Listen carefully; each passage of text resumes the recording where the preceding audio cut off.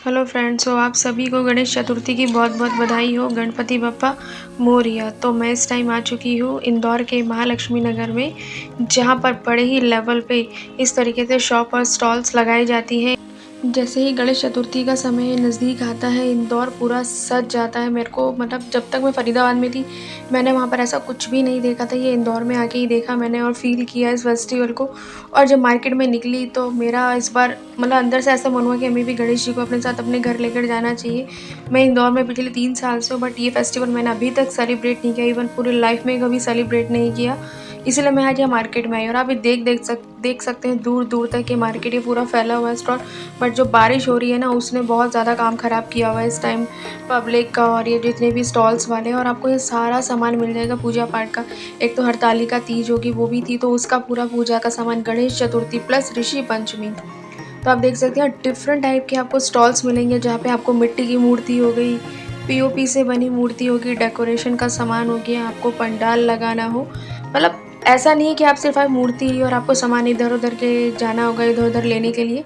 सब सामान आपको एक ही शॉप पे यहाँ पर मिल जाएगा। तो अभी तक तो मैं बहुत ही एंजॉय कर रही हूँ और बहुत अच्छा भी लग रहा है जिस तरीके से यहाँ पे ये शॉप्स और टेंट ये सब लगे हुए हैं। और आप ये देखिए बेलपत्र से पूरा ये स्टॉल भरा पड़ा। और नेक्स्ट मॉर्निंग में आ गई हूँ सत्य साई स्क्वायर। ये नियर उत्तम भोग के पास मैंने एक स्टॉल को देखा, जहाँ पे मैंने देखा कि ये काफ़ी सारे डेकोरेशन के आइटम रखे हुए थे और जो आप लोग भी ले सकते हैं। फिर उसके बाद सीधा मैं जा रही हूँ सत्य साई स्क्वायर पे। सत्य साई स्क्वायर पे इंदौर का कहते हैं सबसे बड़े जो स्टॉल्स होते हैं गणेश जी के, वो यहीं लगते हैं, चाहे दिवाली फेस्टिवल हो, आपका नवरात्रि फेस्टिवल और गणेश जी। क्योंकि जब मैं इंदौर में पहली बार आई थी तो मैंने गणेश जी का ही त्यौहार देखा था। यहाँ पे गणेश चतुर्थी का ही टाइम चल रहा था यहाँ पे। और जब मैंने मूर्तियों को यहाँ सत्य साई पे लगा हुआ देखा तो मन अंदर से इतना खुश हुआ। जहाँ मैं इंदौर में आने से डर रही थी, मुझे अच्छा नहीं लग रहा था, लेकिन जैसे ही मैंने गणेश जी को देखा तो अंदर ही अंदर मेरा मन इतना खुश हो गया कि मैं कितनी अच्छी जगह आ गई हूँ। और मैं आपको सच बता रही हूँ कि जब आप इस गणेश चतुर्थी के टाइम पर इस तरीके से आप इस एरिया में आते निकलते तो इतनी सुंदर सुंदर आपको प्रतिमाएं देखने को मिलती है ना, कि आप अंदर से अपने आप को रोक ही नहीं पाएंगे कि हम गणेश जी को अपने घर ना लेकर जाए। ऐसा हो ही नहीं सकता। और आप ये देखिए गणेश जी की पूजा के लिए, और मैंने आपको जैसे बोला हरतालिका तीज की पूजा प्लस ऋषि पंचमी, सबका सामान आपको यहाँ रोड पे मिल जाता है। देखिए इस बार तो डेकोरेशन का सामान जो लास्ट ईयर नहीं था, इस बार डेकोरेशन के पंडाल जो बने बनाए रेडीमेड आपको मिल रहे थे।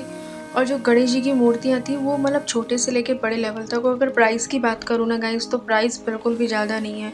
जब तक मैंने खुद नहीं खरीदा, मैंने पूछा नहीं था, तो मुझे नहीं पता था। जैसे मुझे लगता था कि बहुत महंगी महंगी मूर्तियाँ होंगी, बट नो, मतलब जो इनका मिनिमम रेट होता है वो 300-400 से स्टार्ट हो जाता है। लेकिन अगर आप मिट्टी से बनी मूर्ति लेते हैं तो वो ऑब्वियसली वो महंगी होती है, क्योंकि उसमें कलाकारी सारी हाथों से होती है। लेकिन अगर आप पीओपी मिट्टी मिक्स लेते हो सस्ती मिल जाती है। और आप ये देखिए वहाँ मतलब महादेव जी ने अपने पुत्र गणेश को कैसे अपनी गोद में लिया हुआ प्रतिमा बहुत ही सुंदर लगी मेरे को। मतलब इस तरीके से आप ये देखिए, इस बार तो मैंने ये भी देखा कि गणेश जी को डिफरेंट डिफरेंट टाइप के जो मुकुट सर पे पहनाए हुए थे, कपड़े के प्रॉपर थे वो। अदरवाइज़ वो डिज़ाइन जो मिट्टी से ही जैसा बनाया जाता है वैसे ही। और जैसे मैंने आपको बोला कि पीओपी से बने जो गणेश जी होते हैं वो सस्ते मिलते हैं, क्योंकि उनका जो विसर्जन करते हैं तो वो 1 से 2 दिन ले लेते हैं। लेकिन जो मिट्टी के बने हुए गणेश जी होते हैं वो मेरे को बताया गया कि वो 1.5 से 2 घंटे में ही हो जाते हैं उनका विसर्जन। तो पब्लिक में देख रही थी, आप पूछ पूछ के ले रही थी। और आप ये क्या बात है, हमारे सबसे बड़े गणेश जी। इस बार मैंने देखा कि यहाँ सत्य साई स्क्वायर पे जो बड़े गणेश जी थे वो बहुत ही कम थे, वो लिमिटेड ही थे। मेरा तो अंदर से बहुत ही मन खुश हो गया ये सब देखकर। मतलब इतनी बड़ी बड़ी इतनी सुंदर सुंदर मूर्तियाँ, ऐसा लगता है कि मैं ये सारी मूर्तियों को ही अपने साथ लेके जाऊँ। मेरे को तो अब दिवाली का वेट है, क्योंकि जब भी दिवाली होती है तो मैं इंदौर से निकल जाती हूँ दिल्ली के लिए।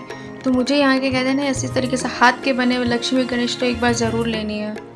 गाइस मैं जिस काम के लिए यहाँ पर आई थी वो मेरा सारा काम पूरा हो चुका है। जो भी मुझे लेना था, मिलती हूँ आपको घर पे। सो यस, आज फाइनली डे है गणेश चतुर्थी का और मैंने शुरुआत कर दी है। मेरे पास जगह की थोड़ी सी कमी थी, तो मैंने जैसे तैसे चीज़ों को एडजस्ट करके एक टेबल को यहाँ शिफ्ट किया और पूरा गंगा जल छिड़क के उसको क्लीन किया। और उसके बाद आती है सेटअप की। तो यही सब लेने के लिए मैं मेन सत्य साई स्क्वायर गई थी।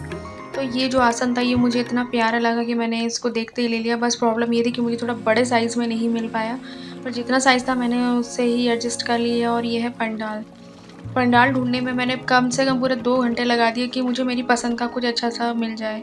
और मैंने जल्दी-जल्दी से पूजा की थाली लगा ली, क्योंकि पूजा का जो टाइम था वो 11 से 1 के बीच का था।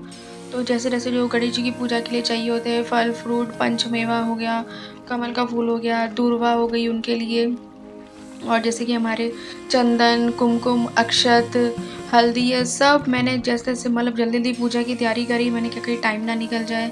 नारियल हो गया, मतलब सब चीज़ें मैंने सेटअप लगाया। और यस, केले के पत्ते हो गए, आम के पत्ते हो गए। मतलब पहले तो मुझे लग रहा था कि बहुत सिंपल तरीके से सब हो जाएगा, लेकिन जब पूजा करो तब पता चलता है कि हमें बहुत सारी चीज़ें चाहिए होती हैं। और ये यशवी बार-बार बीच में चॉकलेट्स लेकर आ रही थी, क्योंकि उसने कहा था कि उसे पापा जी को फ्रूट्स और स्वीट्स की जगह चॉकलेट्स ऑफ़र करनी है, उसको चॉकलेट्स चढ़ानी है। तो मैंने कहा ठीक है, जैसी तुम्हारी मर्ज़ी।